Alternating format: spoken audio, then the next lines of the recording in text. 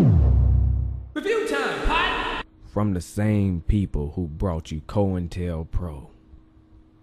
The same people who brought you the stage shootings. The same people who brought you 9/11 are now the same people who are bringing you this bullcrap.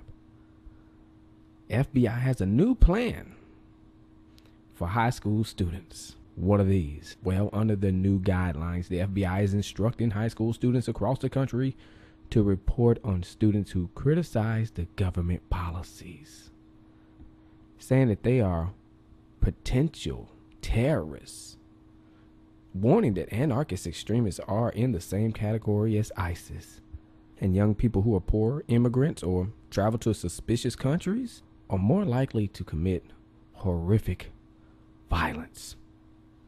The wrong type of people to be talking about stuff like this, but let's just keep it going. And if you want to look it up, it is the FBI's Preventing Violent Extremism in Schools guidelines. I have the links in the description box. The way they are selling it is high school students are ideal targets for recruitment by violent extremists seeking support for their radical ideologies, foreign fighter networks, or conducting acts of violence within our borders. And see, this works with the brainwashing that you get from the news. So it would make sense to the little youngsters since their parents are brainwashed. So they will receive this bullcrap without hesitation, sheepishly. Oh, everybody else is doing it? I guess I gotta do it too. FBI suggests that all teachers incorporate a 2-hour block of violent extremism awareness training. Really what they mean to say is brainwashing. And this type of brainwashing will be in the core curriculum for all high school students in the United States. So if you question the government, you're going to have these little brainwashed tattletales tell on you. Say, oh, he might be a terrorist. But it just ain't anti-government people. Look, it's animal rights people. See that the materials instruct students to watch out for extremist propaganda messages. If they express government mistrust, if you see suspicious behavior that might lead to violent extremism, consider reporting it to someone you trust, like local law enforcement officials or police officers and FBI agents. Oh, poor little brains, brainwashed. You don't understand. People that understand that the government is corrupt wouldn't do these shootings or violent extremism because they know it helps the whole agenda. Yeah, but you don't care. The only thing you care about is being cool, and you only care about what everybody else is doing. That's why they're getting you in your little impressionable mind, because they know how heavily you are affected by peer pressure. So as long as everybody's not questioning anything, everything's okay. And we don't look at those people, but if they do, oh, you're going to tell on them. This is the conditioning, this is the brainwashing, and it is wrong. Redsilverj, Twitter man. All I gotta say. Hey, everybody. There was quite a few comments and links that were made to this guy right here asking me if I had actually listened to his plan about, taking back the government from the evil ones and all that, and the plans that they had for West Virginia. And yeah, I did listen to it, and I watched his video, and as a matter of fact, I just kind of backed it all the way up here just so you can see what he looks like for the presentation here. But I never reported on it, never progressed it for them for a couple different reasons I want to share with you.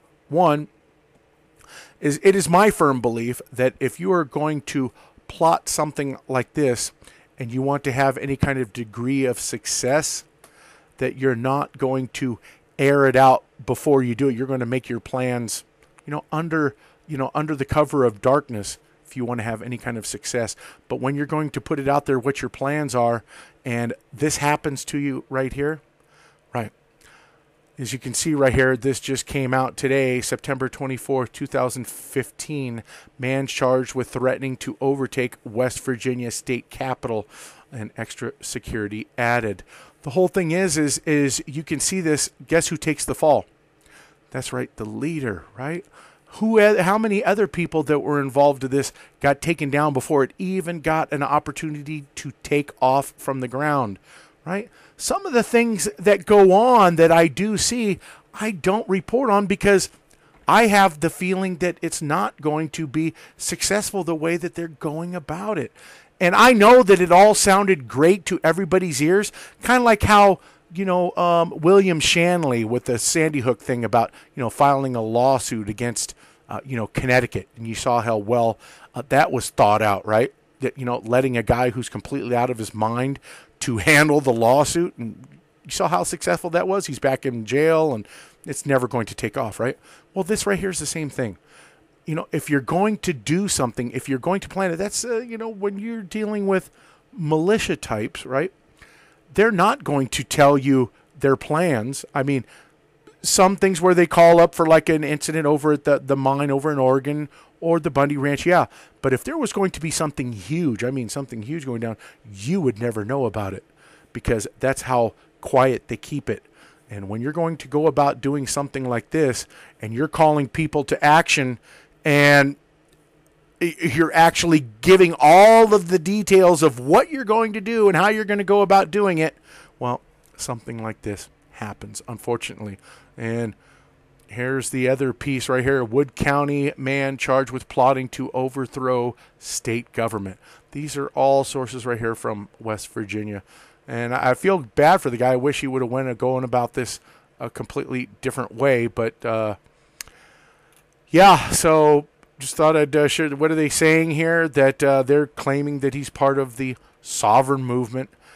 Extra security all around West Virginia just in case any of the people that he was working with decide to, follow up on what he was doing. State officials became aware of information being circulated on social media and in response took appropriate steps to ensure the safety of state government officials. The National Guard, law enforcement officers, and visitors to the state capitol and other facilities, said Lawrence Messina, communications director for the State Department, Military Affairs and Public Safety. Now, see, so what they're telling you is that if I'm going to effectuate an arrest, a citizen's arrest, I can't. Because you're telling me I don't have the legal right to do that when a politician is overstepping his bounds or when he's committing felonious activities or something like that, and you have a government or a law enforcement that doesn't want to deal with the problem? Well, so basically what you're saying is we have no legal right to go and remove somebody from their political position. Is that basically what they're telling us? And that they're going to go after anybody that resist the tyrannical government. That's right. Thanks, everybody.